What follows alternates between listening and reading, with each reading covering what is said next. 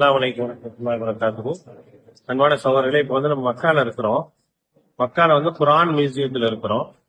இதுக்கு ஹதீகத்துல் குர்ஆன் பேரு. நான் நிக்கிற இடத்துக்கு அப்படியே சுத்தி பாருங்க. அழகான பச்சை பசேன்னு ஒரு இருட்டா ரொம்ப அழகா என்ன செஞ்சிருக்கிறாங்க, வச்சிருக்கிறாங்க. சுத்தி இதுக்கு பேர் ஹதீகத்துல் குர்ஆன் அப்படின்னு வச்சிருக்கிறாங்க. ஆரம்பத்துல இருந்து குர்ஆனுடைய என்னெல்லாம் இருக்கா, உஸ்மான் ரலியல்லாஹு காலத்துல இருந்து முத தோல்ல எழுதுனதுல இருந்து எல்லாமே என்ன செய்யுது அப்படின்னா இதுல இருக்குது. இந்த மியூசியத்துல வச்சிருக்கிறாங்க. ரொம்ப அழகான மியூசியமா இருக்குது. இந்த தோட்டத்துல பாருங்க, அப்படி இந்த பச்சை பசேல் இருக்கக்கூடிய இந்த புல் மாதிரி இருக்கக்கூடிய இடத்துல அழகான ஒரு அரபிக் லெட்டர்ஸ் வருது. நீங்க பார்க்கலாம்.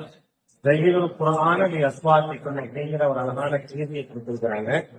உங்களுடைய குரல்களால் குர்ஆனை அலங்கரியுங்கள் அப்படின்னு சொல்லி சொல்றாங்க.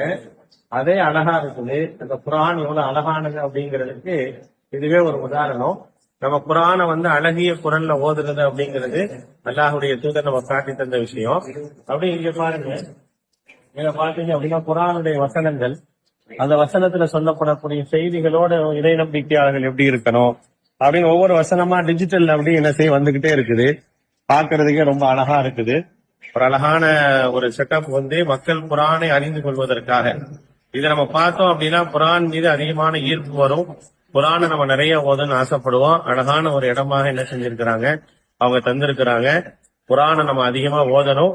அதை ஓத வேண்டும் என்பதற்கான ஒரு ஆர்வப்படுத்துவதற்கான ஒரு அழகிய இடம்.